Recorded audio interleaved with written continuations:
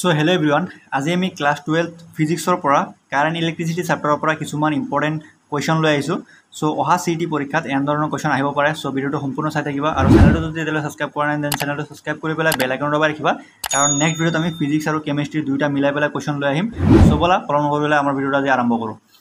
So আজিৰ প্ৰথম কোৱেশ্চনটো দি আছে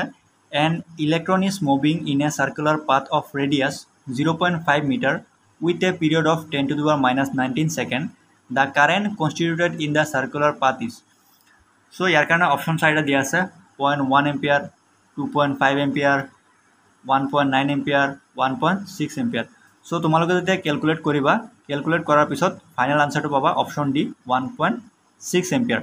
সো তোমালোকে নিজে ক্যালকুলেটটো কৰিবা কৰাৰ পিছত ফাইনাল আনসাৰটো ডি পাবা Next question to diya ase the resistance of a straight conductor does not depend on its so yar karone side option diya ase prothom option to diya ase length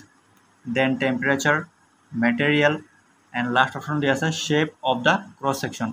so yar correct option to hobo option D shape of the cross section so amar question to asile the resistance of a straight conductor does not depend on so jetia eta straight conductor thake tar resistance to kior upor depend nokore shape of the cross section does not depend ठीक है does not depend on the shape of the cross sections so next question to আছে the heat produced by a 100 watt heater in 2 minutes will be equal to so यार करने option side दिया है 12 into 10 to the power 3 joule 10 into 10 to the power 3 joule 6 into 10 to the power 3 joule and 3 into 10 to the power 3 joule so এটো calculate কৰাৰ পিছত তোমালোকে final আনসাৰটো পাবা option A so 12 into 10 to the power 3 joule so eto correct answer hobo next question to diya ase an unknown resistance R1 is connected in series question to bhaldore poriba with a resistance of 10 ohm this combination is connected to one gap of the meter bridge while resistance R2 is connected in the other gap the balance point is at 50 centimeter now when the 10 ohm resistance is removed, the balance point shift to 40 centimeter. The value of R1 in ohm. So, তোমালোকৰ দুটা case দিছে। So, তোমালোকে এটো calculate কৰিবা। Calculate কৰাৰ পিছত finally answer পাবা। সৰি অপশন কেইটা তোমালোকক প্ৰথম দেখাই আছো। প্ৰথম অপশন পাবা 20, then 10, then 60, then 40. So, তোমালোকে ক্যালকুলেট কৰাৰ পিছত ফাইনাল আনসাৰটো পাবা option A 20 ohm. So, next question to আছে for what value of R as shown in the circuit the current passing through 4 ohm resistance will be 0 so তোমালোকৰ কাৰণে ইয়াত ডায়াগ্ৰামটো দিয়া আছে এই ডায়াগ্ৰামটো আফটাৰ ক্যালকুলেট কৰাৰ পিছত তোমালোকে অপচন কেইটা দেখাই দিছে 1 ohm 2 ohm 3 ohm and 4 ohm so calculate কৰাৰ পিছত ফাইনাল আনসাৰটো পাবা option A 1 ohm then next question to দিয়া আছে the wiring of a house has resistance 6 ohm a 100 watt bulb is glowing as shown in the figure if a geyser of 1000 watt is switched on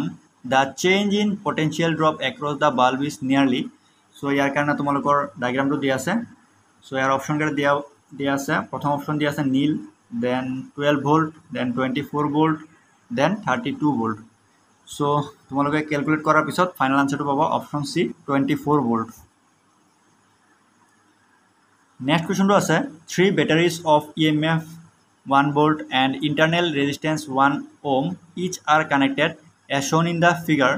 the effective EMF of the combination between the points PQ is